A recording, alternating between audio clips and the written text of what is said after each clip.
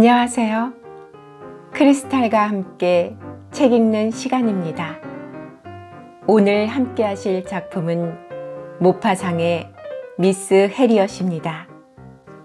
모파상은 프랑스의 노르망디에서 태어났으며 1880년 에밀 졸라가 주관하는 문학작품집 매당의 야외에 비계 덩어리를 발표하면서 문단에 데뷔했습니다.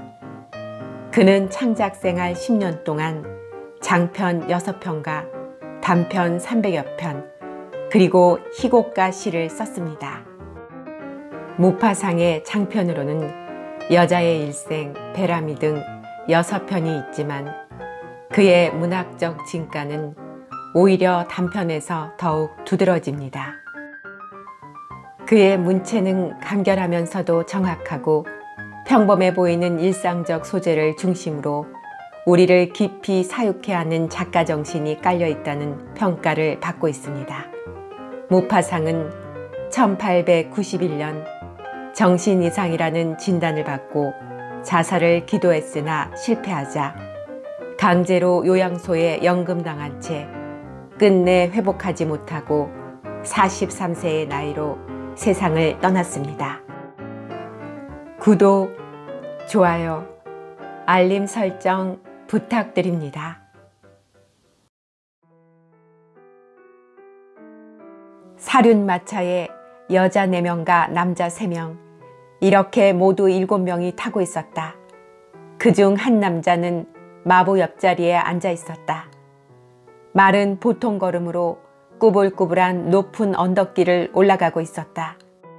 탕카르빌의 폐허를 보기 위해서 새벽부터 에트르타를 출발한 우리는 상큼한 아침 공기 속에서 몽롱한 상태로 졸고 있었다.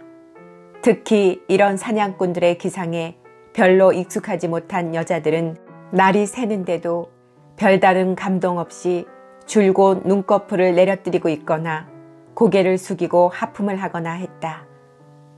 가을이었다. 길 양쪽에는 벌거벗은 밭들이 널려 있었고 어색하게 면도한 수염처럼 땅을 덮고 있는 낫으로 벤 소맥과 귀리의 짧은 밑동이 노란 색조를 띠고 있었다. 안개 덮인 대지는 연기를 뿜어대는 것 같았다. 종달새들은 하늘에서 노래하고 또 다른 새들은 숲을 속에서 지저귀었다. 드디어 지평선 끝에서 붉은 태양이 우리 앞에 솟아올랐다. 태양이 올라옴에 따라 세상은 점점 더 밝아졌고 들판은 잠에서 깨어나 미소 짓고 몸을 흔드는 것 같았다. 뿐만 아니라 침대에서 빠져나온 소녀처럼 하얀 잠옷 같은 안개를 벗어버리는 것 같았다. 마부 옆자리에 앉아있던 에트라유 백작이 갑자기 소리쳤다. 오, 산토끼네. 그는 오른쪽으로 팔을 뻗쳐 토끼풀 밭을 가리켰다. 토끼는 달아나 밭에 몸을 숨겨버려 커다란 귀만 보였다. 그러다가 경작지를 지나서 도망을 치다가는 멈추고 다시 미친 듯이 달리다가 방향을 바꾸었다. 그러고는 또다시 걸음을 멈추고 하면서 불안스레 모든 위험을 살피고 가야 할 길에 대해 결정을 내리지 못하고 있었다. 그러다가 엉덩이 부분을 껑충거려 다시 달리기 시작하더니 넓고 네모진 무밭 속으로 사라졌다. 남자들은 전부 잠이 깨어 토끼가 달려가는 것을 바라보고 있었다. 르네 누마루아르가 말했다. 오늘 아침은 우리가 품위가 없군요. 그러고는 졸음과 싸우고 있는 곁에 있는 자그마한 세렌 남작 부인을 쳐다보면서 나지막하게 말했다. 남편을 생각하고 계시는군요, 남작 부인. 안심하세요. 토요일에나 오실 겁니다. 토요일까지는 아직 나흘이나 남았어요. 그녀는 졸린 듯한 미소를 띠며 대답했다. 어리석기도 하셔라. 그러고는 혼수 상태에서 벗어나면서 이렇게 덧붙였다. 이보세요. 우리에게 재미있는 이야기를 들려주세요. 슈날 씨, 당신은 리슐르 공작보다 더 많은 여자와 미래를 나누었다는 소문이 있는데 당신의 사랑 이야기를 하나만 들려주세요. 당신이 하고 싶은 것으로요. 굉장히 미남인데다가 건장하고 자기 체격에 대해 자부심이 매우 강하면서 사랑을 많이 받은 늙은 화가 레옹 슈날은 길고 흰 수염을 손에 쥐고 미소를 지었다. 그러고는 깊이 생각한 뒤에 무척 엄숙해졌다. 재미있는 이야기는 못 됩니다, 부인들. 그러나 내 생애에서 가장 애틋한 사랑의 이야기를 들려드리지요. 나는 내 친구들에게 이와 비슷한 사랑이 일어나지 않기를 바랍니다. 1. 나는 그때 25살이었고 노르망디 해안을 지나서 서투른 화가 흉내를 내고 있었습니다. 서투른 화가 흉내를 낸다는 것은 풍경화를 그린다거나 습작을 한다는 이유로 이 여인숙에서 저 여인숙으로 배낭을 메고 헤매다니는 그런 유랑생활을 한다는 말입니다. 유랑생활보다 더 좋은 것을 나는 알고 있지 못합니다. 어떠한 구속이나 근심, 걱정도 없으며 내일에 대한 생각조차 하지 않는 그야말로 자유로운 생활이지요. 한상 이외에는 어떤 안내자도 없이, 눈을 즐겁게 하는 것 이외에는 어떤 조언자도 없이 발길 닿는 대로 길을 가는 것입니다. 시냇물이 마음을 끌거나 여인숙의 문 앞에서 맛있는 감자튀김 냄새가 나도 걸음을 멈춥니다. 때로는 참으아리 향기 때문에 마음이 정해지기도 하고 여인숙 딸의 순진한 눈짓으로 마음이 정해지기도 합니다. 이런 시골풍의 애정을 조금도 우습게 보지 마세요. 그 소녀들 역시 영혼이 있고 감각이 있으며 또한 통통한 뺨과 탐스런 입술을 가지고 있습니다. 그녀들의 격렬한 키스는 힘차고 야생 열매처럼 풍미가 있지요. 사랑은 그것이 어디로부터 오든 언제나 고귀한 것입니다. 당신이 나타날 때 뛰는 가슴, 당신이 떠날 때 눈물 짓는 눈, 그것은 너무도 흔치 않은 것이고 너무도 다정하고 고귀한 것이므로 그런 것들을 경멸해서는 안 됩니다. 나는 앵초가 가득한 도랑에서 암소들이 자고 있는 외양간 뒤에서 그리고 한낮의 열기로 아직도 미지근한 곳간의 집 덤불 위에서 데이트를 즐겼습니다. 탄력이 있으면서도 거친 몸에 걸쳤던 잿빛의 투박한 삼배에 대한 기억을 가지고 있습니다. 그리고 순진하고 솔직한 애무에 대한 미련을 가지고 있습니다. 매력적이고 품이 있는 여자들에게서 얻는 민감한 즐거움보다 그들의 순진한 야성미에서 더욱 미묘한 것을 느끼게 되지요. 그러나 무작정 걷는 그런 걸음에서 특히 좋은 것은 들판, 숲, 일출, 황혼, 달빛 같은 것들이죠. 화가에게 그것은 대지와 함께하는 신혼여행입니다. 그 조용한 긴 데이트에서 대지 가까이에 홀로 있는 것입니다. 데이지와 개양기비가 가득한 풀밭 한가운데에서 잠을 잡니다. 그리고 눈을 뜨면 태양에서 떨어지는 빛 아래로 정오를 알리는 뾰족한 종탑이 있는 조그만 마을이 멀리 보입니다. 떡갈나무 밑동에서 나와서 여리고 키가 크고 생명으로 반짝이는 풀잎 한가운데로 흐르는 샘물가에 앉습니다. 무릎을 꿇고 몸을 숙여 수염과 코를 적시는 투명한 찬물을 마십니다. 마치 샘과 입술을 마주대고 키스를 하는 것처럼 성적인 쾌락을 느끼면서 그것을 마시지요.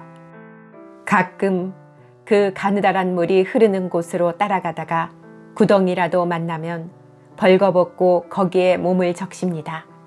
그리고 차고 감미로운 애무처럼 머리끝에서부터 발끝까지 맑고도 경쾌하게 흐르는 물의 떨림을 피부로 느끼지요.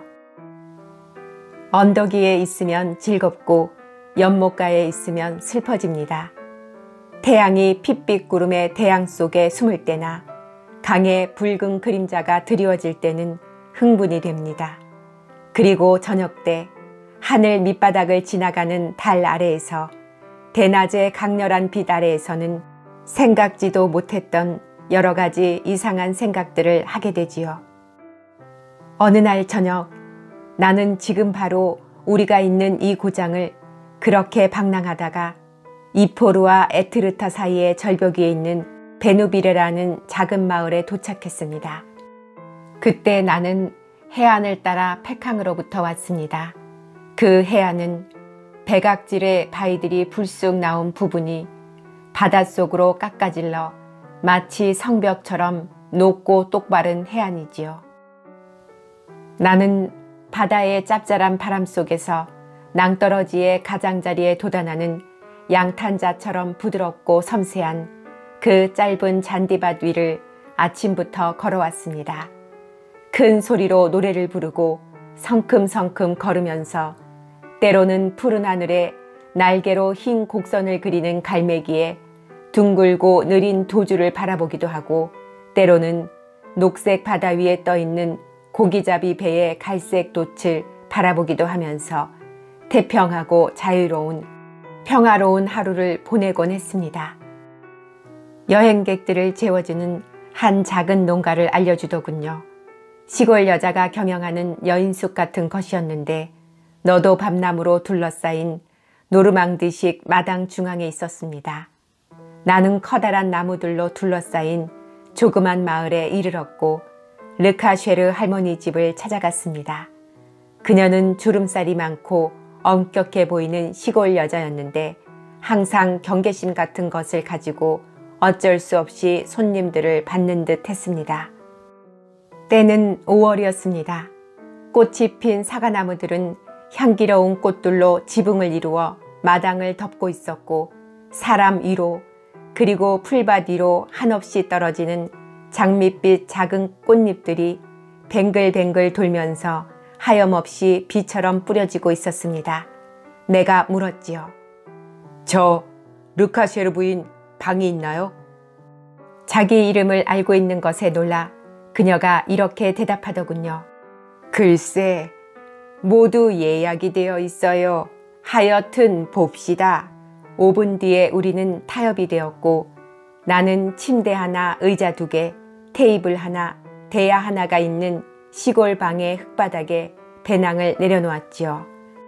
그 방은 크고 연기로 가득한 부엌으로 통하고 있었는데 거기에서 유숙하는 사람들은 농가의 하인들과 과부인 주인 여자와 같이 식사를 하는 것이었습니다. 나는 손을 씻고 곧 나갔지요. 노파는 까맣게 그을린 냄비거리가 걸려있는 커다란 벽난로에서 저녁 식사로 연계를 조리고 있었습니다. 지금 여행객들이 있나요? 내가 그녀에게 물었지요. 그녀는 찡그린 얼굴로 대답했어요. 나이 드신 영국 부인이 한 분 계세요. 그분은 다른 방에 들어 있어요. 나는 하루에 오수를 더 낸다는 조건으로 날씨가 화창할 때에는 정원에서 혼자 식사를 할 수 있는 권리를 얻었습니다. 그래서 내 식탁은 문 앞에 차려졌고 나는 맑은 능금주를 마시면서 맛 좋은 두꺼운 흰빵을 씹었고 노르망디 암탉의 기름기 없는 다리를 이로 잘게 자르기 시작했습니다. 갑자기 길 쪽으로 뻗은 숲의 울타리가 열리더니 이상한 여자 한 사람이 이 집 쪽으로 오고 있었습니다.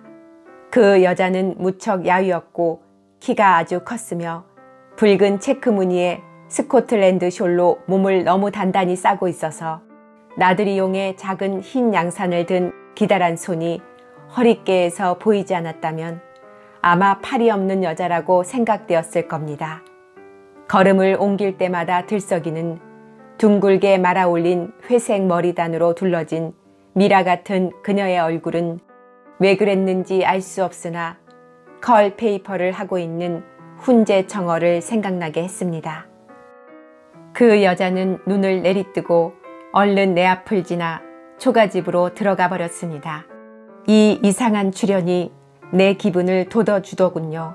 그 사람은 바로 주인 여자가 말하던 내 옆방에 있는 나이든 영국 여자임에 틀림없었어요. 그날은 그 여자를 다시 보지 못했습니다.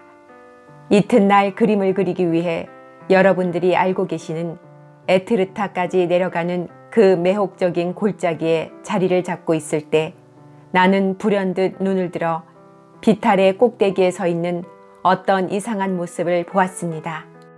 마치 작은 깃발로 장식한 깃대 같았습니다. 그 여자였습니다. 나를 본 그녀는 금방 사라졌습니다. 나는 점심을 먹기 위해 정오에 돌아왔습니다. 그리고 그 괴팍한 늙은 여자와 친해지기 위해서 공동 식탁에 자리를 잡았습니다. 그러나 그녀는 내가 인사를 했는데도 무심히 지나쳐 버렸고 내가 자잘하게 마음을 쓰는 것에도 무관심했습니다. 나는 아랑곳하지 않고 그녀에게 물을 따라주고 열심히 요리 접시를 건네기도 했습니다. 거의 눈에 띄지 않을 정도로 가볍게 머리를 끄덕이고 알아들을 수 없을 정도로 낮은 소리로 중얼거리는 한마디의 영어가 내게 대한 그녀의 유일한 감사의 말이었지요. 나는 그녀에 대해 불안한 생각이 들기는 했지만 그녀 일에 상관하는 것을 그만두었습니다. 사흘 뒤 나는 르카쉐르 할머니만큼이나 그녀에 대해서 자세히 알게 되었습니다. 그녀는 미스 해리엇이었습니다. 그녀는 이번 여름을 지내기 위해 한적한 시골을 찾아다니다가 6주일 전에 베누빌에서 발걸음이 멎었는데 떠나고 싶지 않았던 것 같았습니다. 그녀는 식탁에서는 절대로 말을 하지 않았고 신교 포교를 위한 작은 책을 내내 읽으면서 서둘러 식사를 했습니다. 그녀는 그 책들을 모든 사람들에게 나누어 주었습니다. 사제까지도 한 어린아이가 심부름값으로 이수를 받는 조건으로 가져다 준 4권의 책을 받았답니다. 그녀는 가끔 주인 여자에게 불쑥 이런 말을 하곤 했지요. 나는 누구보다도 주님을 사랑해요. 그분의 창조 속에서 그분을 찬미합니다. 그 밖의 모든 자연 속에서 그분을 경배합니다. 그리고 항상 내 마음속에 그분을 지니고 있어요. 그러고는 어리둥절해 있는 그 시골 여자에게 전 세계 사람들을 개종시키기 위해 준비해둔 팸플릿을 하나 주는 것이었습니다. 마을에서는 그녀를 좋아하지 않았습니다. 초등학교 교사가 그녀는 무신론자라고 말했기 때문에 일종의 비난이 그녀를 짓누르고 있었습니다. 사제는 르카쉐르 할머니의 질문에 이렇게 대답했습니다. 그녀는 이단자입니다. 그러나 하느님은 죄인의 죽음도 원하지 않습니다. 그리고 나는 그 여자를 완전한 도덕관념을 가진 사람이라고 생각합니다. 무신론자나 이단자라는 말은 그 말의 의미를 분명하게 이해하지 못해 마음속에 의혹을 던져주었습니다. 더군다나 그 영국 여자는 부자인데 집에서 쫓겨났기 때문에 세계 여러 나라를 여행하면서 여생을 보낸다고 주장하는 사람도 있었습니다. 왜 가족이 그녀를 쫓아냈을까요? 물론 그녀가 종교를 배신했기 때문입니다. 사실상 그녀는 교리에 열광하는 그런 고아 신자 중 한 사람이었고 영국의 많은 완고한 청교도 중 한 사람이었습니다.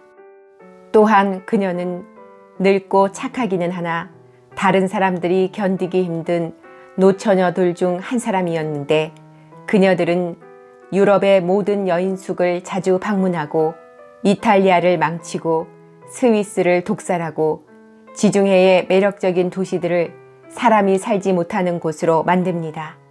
또한 그들의 이상한 궤벽, 화석처럼 굳어진 처녀의 품행, 그들이 표현할 수 없는 몸단장, 그리고 밤의 상자 속에 그들을 미끄러뜨린다고 생각할 만한 어떤 고무 냄새 등을 어디를 가든지 가지고 다니지요. 내가 여인숙에서 그런 여자들을 알아보았을 때 나는 밭에서 허수아비를 본 새들처럼 달아났습니다. 그러나 이 여자는 결코 내게 혐오감을 주지 않을 만큼 이상하게 보였습니다.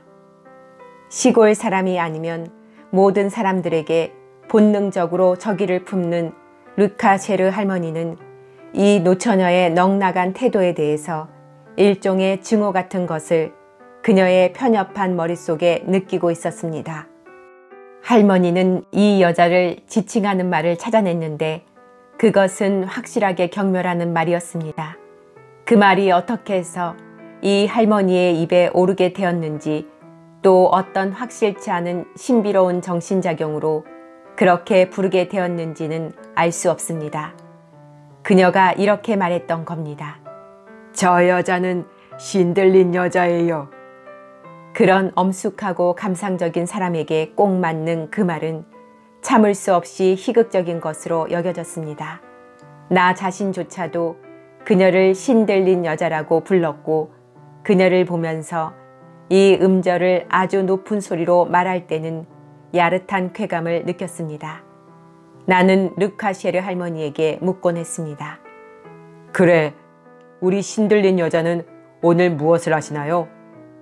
그러면 시골 할머니는 얼굴을 찌푸리고 이렇게 대답하는 것이었습니다. 다리가 부러진 두꺼비 한 마리를 주워다가는 자기 방으로 가지고 가서 대야 속에다 놓고 사람에게 하는 것처럼 붕대를 감아주는 것을 상상해 보시구려. 그런 짓은 신을 모독하는 일이지 뭐겠소. 또 한 번은 벼랑 아래를 산책하다가 금방 낚아올린 큰 물고기를 도로 바다에 놓아주기 위해 그것을 샀던 일이 있었답니다. 그런데 그 뱃사람은 그녀가 자기 주머니 속에 돈을 빼앗아 간 것보다 더 크게 화를 내면서 마구 욕설을 퍼부었다는 겁니다. 오, 그래요. 미스 해리엇은 정말로 신들린 여자였습니다. 르카쉐르 할머니가 그런 별명을 붙인 것은 천재적인 착상이었지요. 젊었을 때 아프리카에서 군복무를 해 사페르라고 불리는 외양간 지기는 마음에 다른 의견을 품고 있었습니다. 그는 짓궂은 표정으로 이렇게 말하는 것이었습니다. 살 만큼 산 노인이지요. 만일 그 가엾은 노처녀가 알았더라면 하녀인 셀레스트도 이유는 알 수 없었으나 그녀의 시중을 잘 듣지 않았습니다. 그녀가 외국인이고 다른 종족이고 다른 언어를 쓰는 데다 다른 종교를 가지고 있었기 때문이었을 겁니다. 요컨대 그녀는 신들린 여자였던 것이지요. 그녀는 자연 속에서 신을 찾고 신을 찬미하면서 들판을 헤매며 시간을 보냈습니다. 어느 날 저녁 나는 덤불 속에서 무릎을 꿇고 있는 그녀를 발견했습니다. 나뭇잎들 사이로 무언가 붉은 것이 보여 나뭇가지를 헤치고 보니 미스 해리엇이 자신의 그런 모습을 보인 것에 당황해하면서 몸을 일으키더군요. 마치 대낮에 뜻하지 않게 기습을 당한 부엉이처럼 공포에 질린 눈으로 나를 뚫어지게 쳐다보는 거예요. 가끔 내가 바위 틈에서 작업을 하고 있을 때면 갑자기 신호등처럼 벼랑가에 서 있는 그녀를 보기도 했습니다.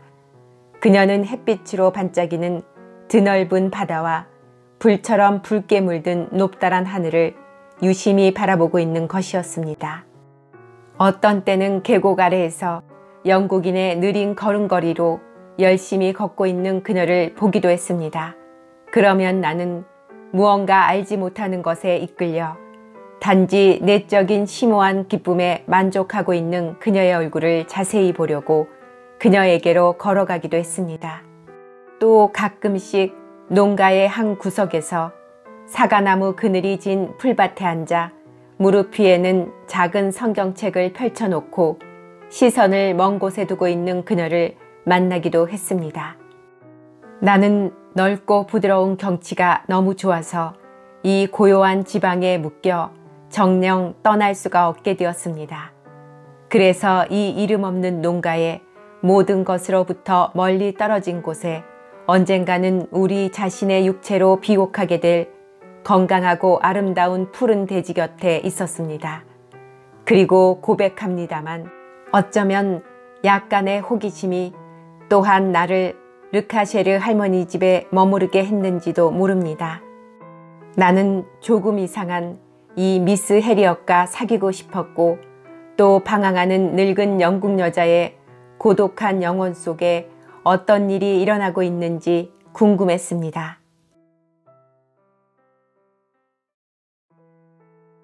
2. 우리는 아주 이상하게 사귀게 되었습니다.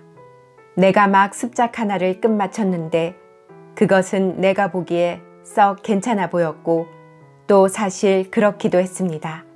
15년 뒤에 1만 프랑에 팔렸으니까요. 그것은 2 곱하기 2는 4라는 것보다 더 간단한 것이었고 관학풍의 방식밖의 것이었지요.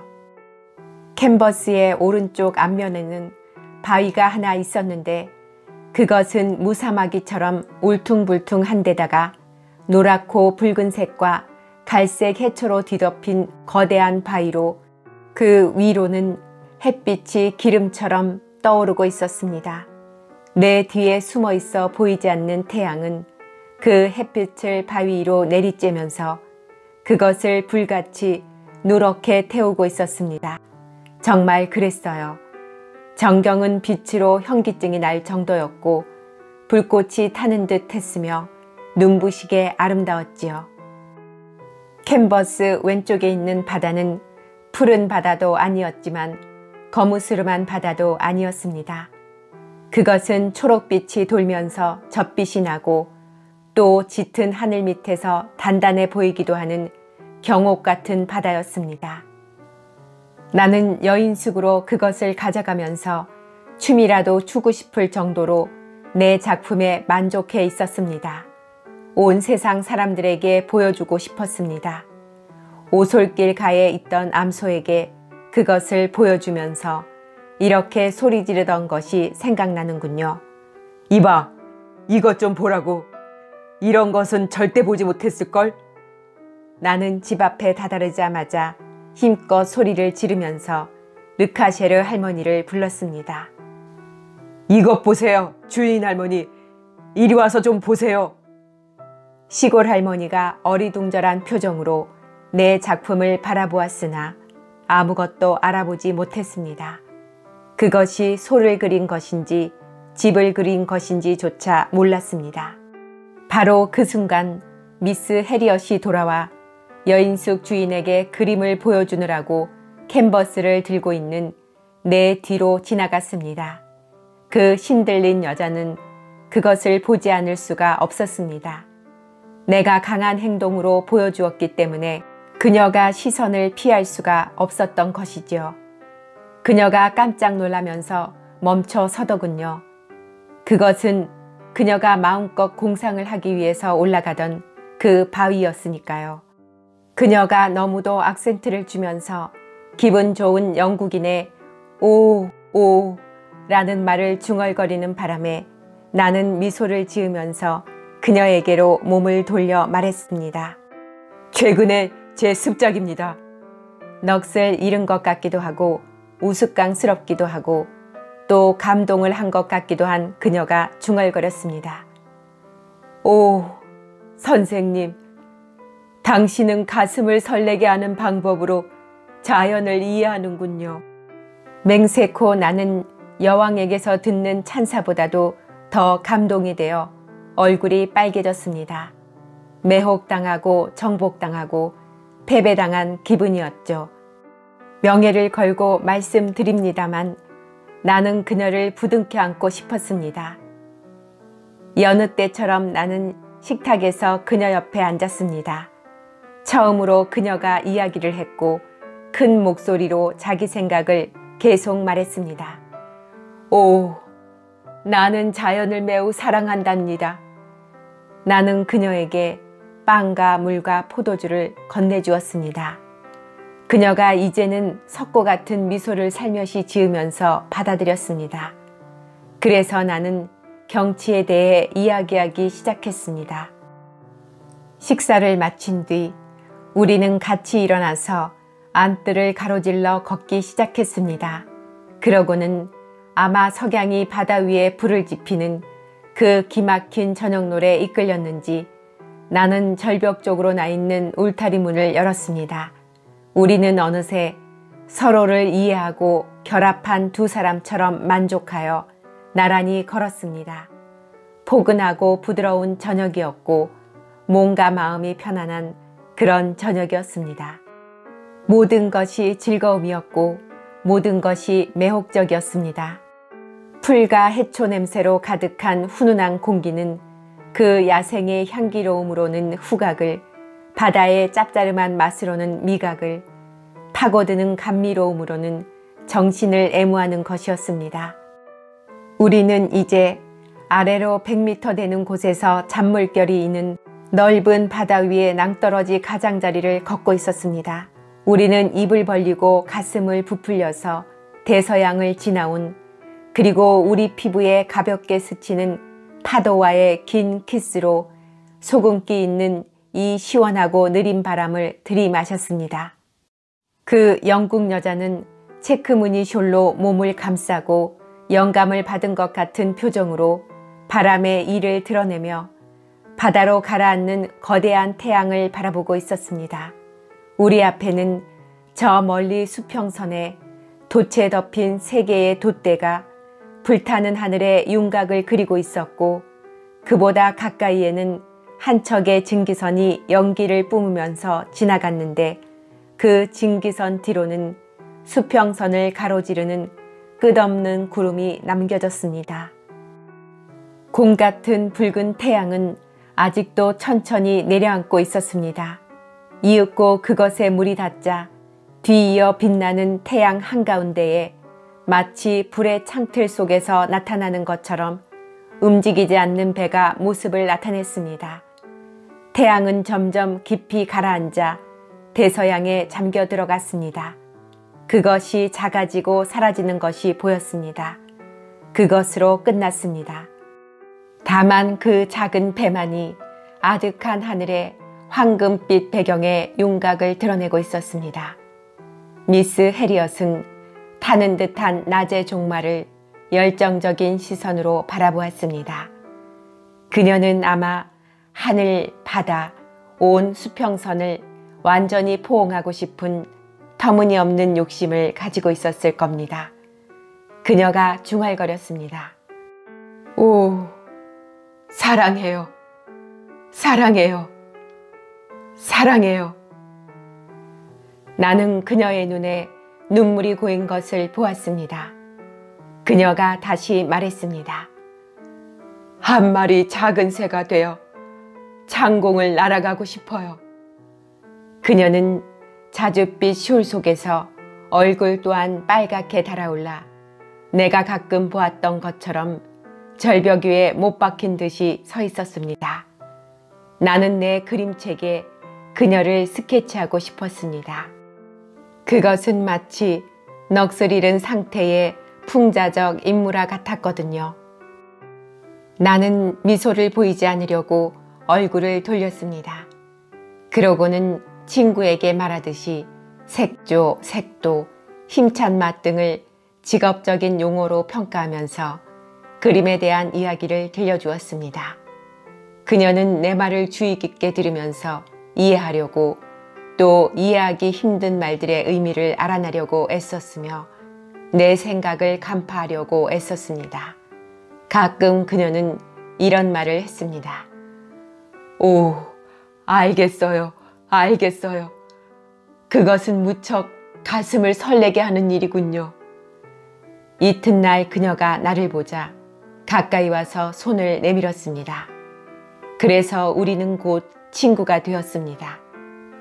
그녀는 종교적 열광 속에서 껑충 뛰어들어가는 일종의 스프링이 달린 영혼을 지닌 착한 사람이었습니다. 그녀는 50세가 되도록 처녀인 채로 남아있는 다른 여자들과 마찬가지로 균형을 잃고 있었습니다. 그러나 그녀의 마음속에는 아주 젊고 불타는 그 무엇이 있었습니다. 그녀는 아주 오래된 술처럼 발효된 정열적인 사랑으로 인간들에게는 조금도 주어본 적이 없는 관능적인 사랑으로 자연과 동물을 사랑했습니다. 젖을 먹이는 암캐를 보거나 다리 속에 망아지를 거느리고 작은 목장안을 달리는 암마를 보았을 때 커다란 머리에 몸은 완전히 벌거숭이인 채 부리를 벌리고 삐약거리는 새끼들로 가득한 새의 보금자리를 보았을 때마다 격심한 감동으로 그녀의 가슴이 뛰었음에 틀림없습니다. 공동 식탁을 떠도는 쓸쓸하고 고독한 불쌍한 자들이여, 우스꽝스러우면서도 애처롭고 불쌍한 자들이여, 그녀를 알고 나서부터 나는 그대들을 사랑하노라. 얼마 안 있어 그녀가 내게 무언가 할 말이 있다는 것을 알았지만 그녀는 좀처럼 말을 하지 않았습니다. 나는 그녀의 수줍음을 비웃었습니다. 아침마다 등에 그림 도구를 짊어지고 떠날 때면 그녀는 마을 끝까지 나를 따라오곤 했습니다. 묵묵히 분명 근심스러운 태도로 시작할 말을 찾으면서 말입니다. 그러다가 갑자기 내 곁을 떠나 깡충깡충 뛰는 걸음걸이로 빨리 가버리는 것이었습니다. 그러던 어느 날 드디어 그녀가 용기를 냈습니다. 선생님, 그림을 어떻게 그리시는지 보고 싶군요. 그럴 수 있을까요? 저는 호기심이 무척 많거든요. 그러고는 마치 매우 힘겨운 말이라도 한 것처럼 얼굴이 빨개지는 것이었습니다. 나는 푸티발의 아래쪽으로 그녀를 데리고 갔습니다. 거기에서 커다란 습작을 시작하기로 했습니다. 그녀는 내 뒤에 서서 주의를 집중하여 내 몸짓 하나하나를 지켜보았습니다. 그러다가 갑자기 아마 나를 방해할까봐 두려워서 그랬는지 고맙습니다 하고는 가버렸습니다. 그러나 얼마 안 있어 그녀는 더욱 친근해지고 눈에 띌 정도로 기뻐하면서 매일 나를 따라오기 시작했습니다. 그녀는 접의자를 팔에 끼워 가져왔는데 내가 그것을 들고 가는 것을 허락하지 않았습니다. 그러고는 내 곁에 앉는 것이었습니다. 묵묵히 꼼짝도 않고 몇 시간이고 거기 앉아 내 붓끝이 움직이는 순간순간을 눈으로 좇았습니다. 칼로 불쑥 칠한 어떤 커다란 물감의 반점이 뜻하지 않았던 정확한 효과를 얻을 때면 그녀는 놀라움과 기쁨과 감탄으로 자기도 모르게 오, 오 하는 짤막한 소리를 내곤 했지요. 그녀는 내 그림에 대해서 감동적인 존경심을 가지고 있었습니다. 그리고 신의 작품의 한 작은 부분을 인간이 재현하는 데 대해 거의 종교적인 경의를 품고 있었던 것이지요. 나의 습작들이 그녀에게는 성화처럼 느껴졌던 것입니다. 가끔 그녀는 나를 개종시키려고 노력하면서 신에 대한 이야기를 들려주었습니다. 아, 그녀의 선량한 하느님이란 큰 재주도 없고 능력도 없는 일종의 마을 철학자 같은 묘한 호인이었던 것입니다. 왜냐하면 그녀는 눈앞에서 저질러지는 불의에 슬퍼하는 신을 상상했기 때문이지요. 마치 그가 그것을 막지 못했던 것처럼 말입니다. 더군다나 그녀는 하느님과 훌륭한 관계를 맺고 나서는 그의 비밀과 그의 모순에 대한 마음속에 있는 이야기를 들어주는 역할을 하는 것처럼 보였습니다. 그녀는 마치 하사가 신병에게 연대장님의 명령이다 라고 알리는 것처럼 하느님이 원하세요 라든지 하느님이 원하지 않으세요 라고 말하곤 했습니다. 그녀는 내게 일깨워주려고 애쓰는 신의 뜻을 내가 모르는 것에 대해 마음속으로 불만스럽게 생각하고 있었습니다. 나는 매일같이 주머니 속에서, 땅에 내려놓았을 때 모자 속에서, 그림 물감 상자 속에서, 아침에 방문 앞에 놓아둔 약칠한 구두 속에서 그녀가 아마 천국에서 직접 받았을 작은 신앙 팸플릿을 찾아내곤 했습니다. 나는 마음으로부터 진실하게 그녀를 옛 친구로 여겼습니다. 처음에는 그것을 경계하지 않았습니다. 내가 골짜기에서나 어떤 움푹 파인 길에서 작업을 하고 있을 때면 갑자기 그녀가 나타나 빠르고 박자를 맞추는 듯한 걸음걸이로 내게 다가오는 것이었습니다. 그러고는 마치 뛰어오기라도 한 것처럼 아니면 어떤 깊은 감동이 그녀를 뒤흔들어 놓기라도 한 것처럼 숨을 헐떡이며 털썩 주저앉는 것이었습니다. 그녀는 얼굴이 너무도 빨갛게 달아올라 있었는데 그것은 어떤 다른 민족도 가지지 못하는 영국적인 붉은 빛이었습니다. 그러고 나서는 이유도 없이 창백해지고 흑빛이 되어 거의 기절할 듯이 보였습니다. 그러다 조금씩 다시 본래의 얼굴 모습을 되찾고는 말을 시작하는 것이었습니다. 그러다가 말하는 도중에 갑자기 일어나 달아나 버렸는데 그것이 너무도 급작스럽고 이상스러워서 내가 그녀에게 상처를 주지 않았나 아니면 기분을 상하게 하지 않았나 하고 생각해 볼 정도였습니다. 결국 나는 그것이 그녀의 정상적인 태도이며 우리가 처음 사귀게 되었을 때는 아마 내게 경의를 표하기 위해서 약간 달라진 모양이라고 생각했습니다. 그녀가 바람을 맞으면서 해안을 몇 시간 거닐다가 농가로 돌아올 때면 나선형으로 꼬인 긴 머리카락이 풀어져서 용수철이 부러진 것처럼 매달려 있을 때가 많았습니다. 전에는 그녀가 그런 것에 거의 신경을 쓰지 않았습니다. 그녀의 자매 같은 미풍에 머리카락이 흐트러진 것에 전혀 개의치 않고 스스럼 없이 식사를 하러 오곤 했지요. 그런데 이제는 내가 남포 등피라고 부르는 머리의 매무새를 고치기 위해 자기 방으로 올라가는 것이었어요. 그리고 항상 그녀를 화나게 만드는 친숙하고 달콤한 말로 당신은 별처럼 아름답습니다, 미스 해리엇 이라고 말하자 그녀의 뺨에 약간의 홍조가 떠올랐는데 그것은 소녀의 15살 난 소녀의 발그레한 빛이었습니다. 그러다가 그녀는 갑자기 거칠어져서 내가 그림 그리는 것을 보러 오지도 않았습니다. 나는 생각했지요. 이것은 발작이다. 사라지게 될 것이다. 그러나 그것은 사라지지 않았습니다. 이제는 내가 그녀에게 말을 걸면 그녀는 일부러 꾸민 냉담한 태도로 마치 화가 난 태도로 대답하는 것이었습니다. 그리고 그녀는 퉁명스럽고 초조해했으며 신경질적이 되었습니다. 나는 식사 때밖에는 그녀를 볼 수 없었고 우리는 이제 거의 이야기도 나누지 않게 되었습니다. 나는 내가 뭔가 그녀의 감정을 상하게 한 것이 있을 거라고 생각했습니다. 그래서 어느 날 저녁 그녀에게 물어보았습니다. 미스 해리엇, 왜 예전처럼 나와 같이 있지 않지요?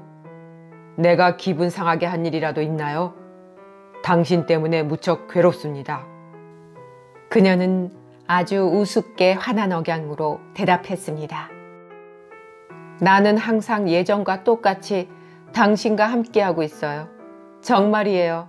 정말이라고요.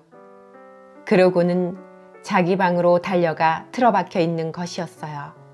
그녀는 가끔 나를 이상한 눈으로 쳐다보곤 했습니다. 그 이후 나는 종종 사형수가 최후의 날을 통고받았을 때 그렇게 쳐다볼 것이라는 생각이 들었어요. 그녀의 눈에는 어떤 신비하고도 격렬한 광기가 어려 있었지요. 그리고 또 다른 것이 어떤 열광, 실현되지 않는 그리고 실현할 수 없는 것에 대해 초조해하고 무력해하고 흥분하는 욕망이 깃들어 있었던 것입니다. 그녀의 마음속에서는 그녀의 마음이 억누르려고 하는 어떤 알 수 없는 힘과 맞서 싸우고 있는 것 같았습니다. 어쩌면 또 다른 것이 내가 무엇을 알겠습니까? 내가 무엇을 알 수 있단 말입니까? 3. 그것은 정말로 이상한 새로운 사실이었습니다. 얼마 전부터 나는 매일 아침 새벽부터 다음과 같은 주제의 그림을 그리고 있었지요. 찔레와 나무들이 무성한 두 경사지에서 굽어 보이는 험하게 깎아지른 깊숙한 협곡은 길게 뻗어나가다가 동이틀 무렵 우윳빛 안개 속에 이따금 골짜기 위로 떠도는 솜 같은 것에 잠겨 사라지는 것이었습니다. 그리고 짙고 투명한 깊은 안개 속에서 한 쌍의 인간, 한 젊은이와 처녀가 서로 껴안고서 입을 맞추면서 오는 것이 보입니다. 아니, 그럴 것이라고 추측해 봅니다. 여자는 남자 쪽으로 머리를 쳐들고 남자는 여자 쪽으로 몸을 숙이고 서로 입을 맞추고 있는 것입니다. 첫 햇살이 나뭇가지 사이로 미끄러지듯 빠져나가 새벽의 안개를 꿰뚫고 시골 연인들의 위에서 장밋빛으로 반사되어 비치면서 그들의 어렴풋한 그림자를 은빛 밝음 속으로 지나가게 하고 있었습니다. 진정 훌륭했습니다. 무척 근사했습니다. 나는 에트르타의 작은 골짜기로 이르는 내리막길에서 작업을 하고 있었습니다. 그날 아침은 다행히도 나에게 필요한 안개가 드리워져 있었습니다. 그때 무엇이 유령처럼 내 앞에서 몸을 일으켰습니다. 미스 해리엇이었습니다. 그녀는 나를 보자 도망치려고 했습니다. 나는 그녀를 소리쳐 불렀습니다. 여기요! 이쪽으로 와보세요. 당신에게 보여드릴 조그마한 그림이 있어요. 그녀는 마지못해 다가오는 듯 했습니다. 나는 그녀에게 내 스케치를 내밀었습니다. 그녀는 아무 말 없이 한동안 꼼짝도 하지 않고 쳐다보고 있다가 갑자기 울기 시작하는 것이었습니다. 그녀는 눈물과 많은 씨름을 벌이다가 더 이상 어쩔 수가 없어서 지금껏 견뎌내던 것을 포기한 사람처럼 신경질적인 경련을 일으키면서 울었습니다. 알 수 없는 그 슬픔에 나 자신이 감동되어 나는 발작적으로 일어났습니다. 그러고는 갑작스러운 감정의 동작으로 그녀의 두 손을 잡았습니다. 그것은 생각하는 것보다 행동이 더 빠른 프랑스인의 순수한 동작이었지요. 그녀는 잠시 동안 내게 손을 잡힌 채로 있었습니다. 그녀의 모든 신경이 뒤틀리는 것처럼 손이 떨리고 있음을 느꼈습니다. 그러다가 그녀는 갑자기 손을 빼냈습니다. 아니, 차라리 뽑아냈다고 하는 편이 낫겠습니다. 나는 이미 그것을 느껴보았기 때문에 그 떨림을 알아보았습니다. 내 생각은 전혀 틀리지 않았습니다. 아, 여자가 15살이든 50살이든 서민층 여자든 사교계 여자든 여자의 사랑의 떨림은 곧장 내 마음에 와닿기 때문에 나는 그것을 이해하는데 망설여 본 적이 없습니다. 가엾은 그녀의 온 존재는 흔들리고 떨리고 질려버렸습니다. 나는 그것을 알고 있었습니다.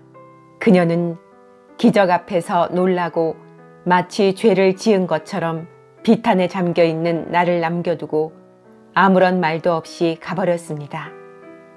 나는 점심을 먹기 위해 들어가지 않았습니다. 웃고 싶은 만큼 울고 싶기도 해서 벼랑 위를 산책하러 갔습니다. 그 뜻밖의 일은 내게는 우습기도 하고 가련하게도 생각되었으나 그녀가 미치도록 불행하게 여겨졌습니다. 내가 어떻게 해야 할 것인지를 자문해 보았습니다. 떠나는 수밖에 없다고 판단했습니다. 당장에 결심을 했습니다. 나는 약간 침울하고 약간 생각에 잠겨 저녁 때까지 헤매고 다니다가 식사 시간에 들어갔습니다. 모두들 습관대로 식탁에 앉아 있었습니다. 미스 해리엇도 거기에 있었는데 아무하고도 이야기하지 않고 눈도 들지 않은 채 엄숙하게 식사를 하고 있었습니다. 그녀는 보통 때와 같은 얼굴과 태도를 하고 있었습니다. 나는 식사가 끝나기를 기다렸습니다. 그러고는 주인 여자 쪽으로 몸을 돌렸습니다.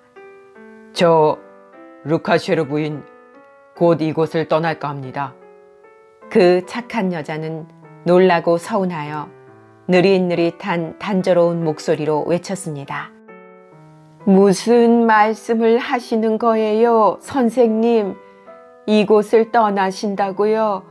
선생님과 친해졌는데. 나는 힐끗 미스 해리엇을 쳐다보았습니다. 그녀의 얼굴은 조금도 떨리지 않았습니다.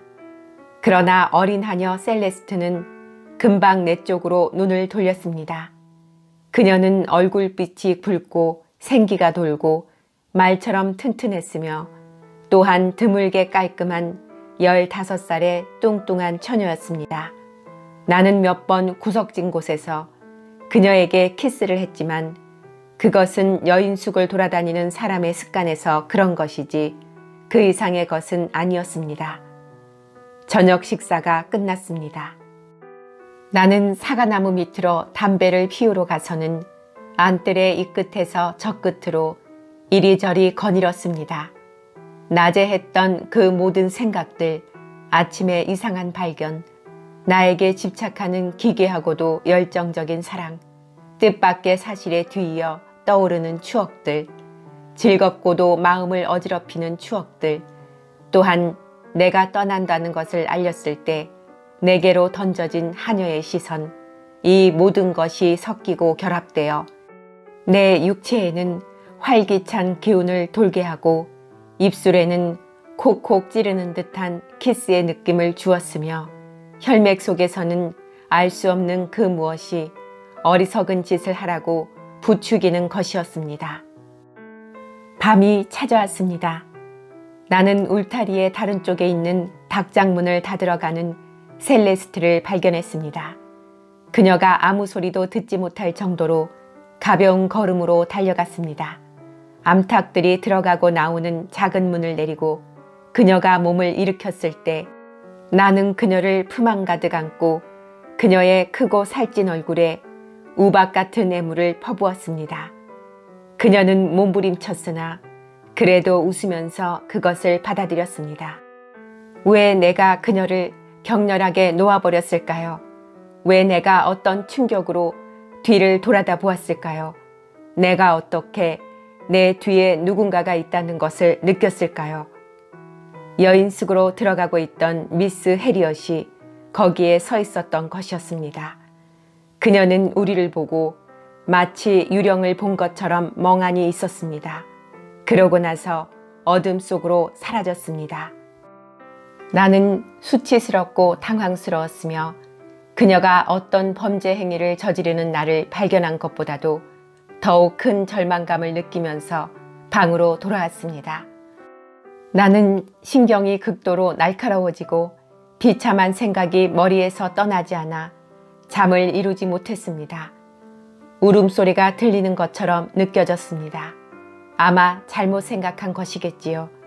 또 누가 몇 번이고 집안을 이리저리 거닐고 있는 것처럼 생각되었고 밖으로 나 있는 문을 여는 것 같이도 느껴졌습니다. 아침 무렵에야 나는 피곤에 짓눌려 드디어 잠에 골아떨어졌습니다. 늦게서야 잠에서 깼고 아침 식사를 하기 위해 모습을 드러냈습니다. 나는 여전히 창피스러웠고 어떻게 해야 할지 몰랐습니다. 그런데 미스 해리엇이 나타나지 않았습니다. 모두 그녀를 기다렸습니다. 그러나 그녀는 오지 않았습니다.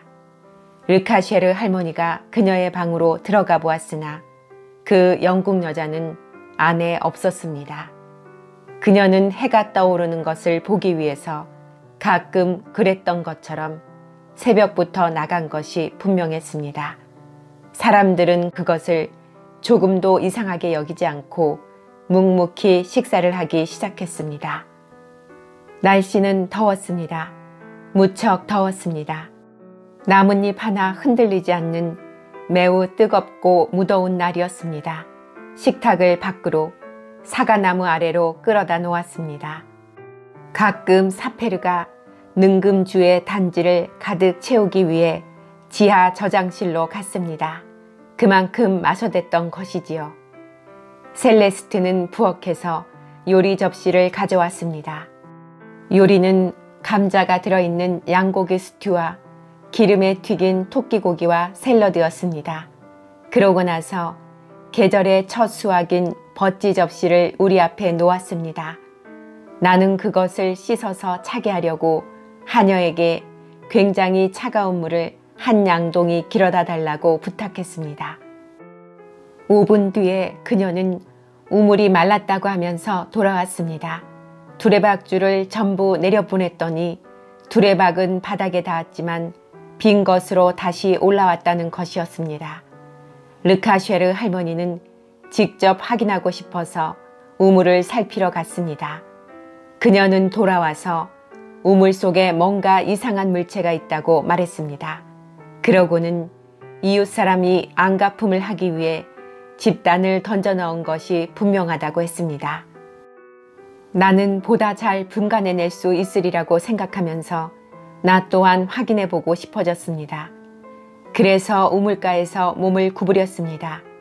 나는 어렴풋이 흰 물체를 알아보았습니다. 그런데 뭘까? 줄 끝에 칸델라를 달아 내려보냈습니다.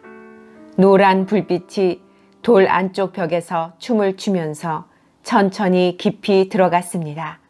우물에는 4사람이 몸을 구부리고 들여다보았고 사페르와 셀레스트도 우리와 같이 있었습니다. 칸델라는 희기도 하고 검기도 한 이상하고 분간하기 어려운 뭔지 알 수 없는 덩어리 위에서 멎었습니다. 사페르가 외쳤습니다. 말이에요. 말굽이 보여요. 지난밤에 목장에서 도망쳐 나와 여기에 빠졌을 거예요. 그런데 갑자기 나는 뼛속까지 소름이 끼쳐왔습니다. 방금 사람의 발을, 다리를 발견했던 것입니다. 몸 전체와 다른 다리는 물속에 감추어져 있었습니다. 나는 아주 낮게 중얼거렸습니다. 그리고 칸델라 불빛이 그 구두 위에서 미친 듯이 춤을 출 만큼 아주 심하게 떨고 있었습니다. 여자예요. 저 사람은, 저 안에 있는 사람은 미스 해리엇이에요. 사페르만은 눈썹 하나 까딱하지 않았습니다. 그는 아프리카에서 이런 것을 많이 보았었거든요. 르카쉐르 할머니와 셀레스트는 날카로운 비명소리를 내기 시작하더니 뛰어 달아났습니다. 죽은 사람의 인양 작업을 해야 했습니다. 나는 하인의 허리를 단단히 묶고 이어서 도르래 방식으로 아주 천천히 그를 내려보냈습니다. 그러고는 그가 어둠 속으로 가라앉는 것을 들여다보았습니다. 그는 한 손에는 칸델라를, 또 다른 손에는 밧줄을 쥐고 있었습니다. 이윽고 땅의 한복판에서 나오는 듯한 목소리가 멈추세요! 하고 소리쳤습니다. 나는 그가 물속에서 뭔가를 건져내는 것을 보았습니다. 다른 쪽 다리였습니다. 그는 2발을 함께 동여매고는 다시 잡아당기세요! 하고 소리쳤습니다. 나는 그를 끌어올렸습니다. 팔이 부러지는 것 같았고 근육에는 힘이 완전히 다 빠진 것처럼 느껴졌습니다. 나는 끈을 놓쳐 그를 떨어뜨릴까봐 무척 애를 썼습니다. 그의 머리가 우물 가장자리에 나타나자 그래, 어때? 하고 물었습니다. 마치 그가 거기 밑바닥에 있는 여자에 대한 소식을 전해줄 것이라고 기대하는 것처럼 말입니다. 우리 2사람은 우물 가장자리 위에 올라서서 마주본 채 우물 입구에 몸을 수그리고 시체를 끌어올리기 시작했습니다. 르카쉐르 할머니와 셀레스트는 멀찍이 벽 뒤에 숨어서 우리의 동정을 살피고 있었습니다.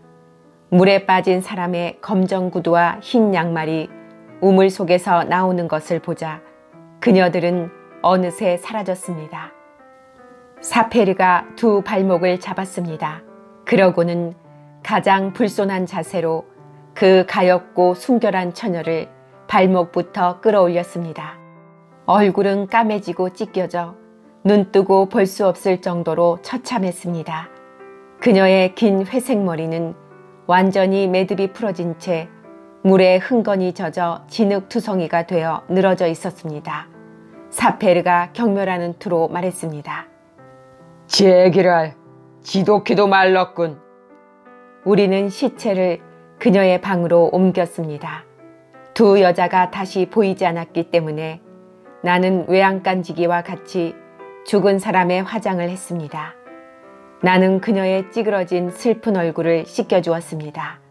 손가락이 스치는 바람에 한쪽 눈이 벌어졌는데 그 눈은 창백한 시선으로, 차디찬 시선으로, 시체의 그 무시무시한 시선으로 나를 쳐다보았고 그 눈은 생명 뒤에서 오는 것 같았습니다. 나는 그녀의 흩어진 머리카락을 될 수 있는 대로 정성 들여 손질했고 또 서툴지만 그녀의 이마 위에 새롭고도 이상한 머리 모양을 만들어 주었습니다. 그러고 나서 물에 젖은 옷을 벗겼는데 마치 내가 신을 모독하는 죄를 범하기라도 한 것처럼 수치심을 느끼면서 그녀의 어깨, 가슴 그리고 나뭇가지만큼이나 가느다란 긴 팔을 약간 드러내었습니다. 그 다음에는 개 양귀비, 수레국화, 데이지 같은 꽃과 신선하고 향기로운 풀을 뜯으러 갔고 그것을 그녀의 장내 잠자리에 덮어주었습니다. 그녀 곁에는 나 혼자뿐이라서 내가 관례의 격식을 수행해야만 했습니다. 그녀의 주머니 속에서 죽기 전에 쓴 편지 한 장이 발견되었는데 그 유서에서 그녀는 자기가 마지막 여생을 보냈던 이 마을에 매장해달라고 부탁했습니다. 어떤 무서운 생각이 내 가슴을 쥐었습니다. 그녀가 이곳에 남아있기를 원했던 것은 나 때문이 아니었을까? 그날 저녁 무렵에는 이웃의 수다스러운 여자들이 고인을 보러 왔습니다. 그러나 나는 사람들이 방에 들어가지 못하게 했습니다. 그녀 곁에 혼자만 있고 싶어서였습니다. 나는 온 밤을 하얗게 새웠습니다. 나는 촛불 아래에서 모든 이들이 잘 알지 못하는 이 불쌍한 여자, 이렇게 먼 곳에서 이토록 애처롭게 죽은 그녀를 바라보았습니다. 그녀는 어디에 친구들을, 친척들을 남겨두었을까? 그녀의 어린 시절, 그녀의 일생은 어떠했을까? 마치 집에서 쫓겨난 개처럼 길을 잃고 헤매다가 그렇게 혼자 어디에서 온 것일까? 이 볼품없는 육체 속에는 모든 감정과 사랑을 그녀에게서 멀리 쫓아냈던 우스꽝스러운 모습의 이 육체 속에는 어떤 고통과 절망의 비밀이 감춰져 있는 것일까? 불행한 사람이 얼마나 많습니까? 나는 가혹한 자연의 영원한 부당함이 이 인간이라는 피조물을 짓누르고 있었다는 생각이 들었습니다. 가장 불우한 자들을 지탱하게 해주는 것, 한 번쯤은 사랑받으리라는 희망도 결코 가져본 적이 없이 그녀로서는 끝이 난 것입니다. 그렇지 않다면 어째서 그녀는 그렇게 숨어 있었고 다른 사람들을 피했겠습니까?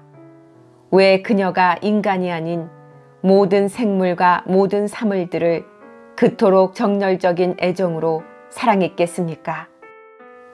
그리고 나는 그녀가 신을 믿었다는 것과 자기의 비참함의 보상을 다른 곳에서 받았다는 것을 이해합니다. 그녀는 이제 부패되어 갈 것이고 또한 그래서 식물이 될 것입니다.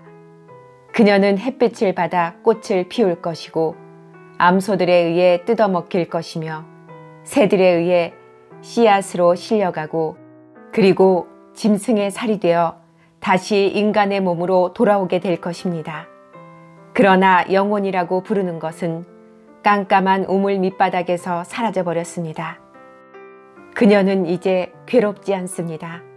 그녀는 자기의 생명을 그녀가 도단하게 할 다른 생명들로 바꾸었던 것입니다. 시간이 이 불길한 무언의 대답 속에서 지나갔습니다. 희미한 빛이 새벽이라고 알려주었습니다. 그러더니 한 줄기 붉은 햇살이 침대에까지 미끄러지듯이 스며들어와서 시트와 두 손 위에 빛의 줄무늬를 만들어 놓았습니다. 그녀가 무척 좋아하던 시간이었습니다. 잠이 깬 새들이 나무에서 노래를 불렀습니다. 나는 창문을 열고 온 하늘이 우리를 볼 수 있도록 커튼을 활짝 열어젖혔습니다. 그러고는 차디찬 시체 위로 몸을 굽혀 모습이 흉해진 얼굴을 두 손으로 붙들고 천천히 무서움도 불쾌함도 없이 한 번도 받아본 적이 없는 그 입술에 키스를 오랫동안 키스를 했습니다. 레옹 슈날은 입을 다물었다. 여자들은 울고 있었다. 마부석에서는 에트라유 백작이 계속 코를 풀었다. 마부만이 졸고 있었다. 그리고 말들은 이제 채찍을 느끼지 않게 되자 걸음을 늦추고 천천히 마차를 끌고 있었다. 대형 사륜마차는 마치 슬픔을 실은 것처럼 어느새 무거워져 겨우 앞으로 나아가고 있었다.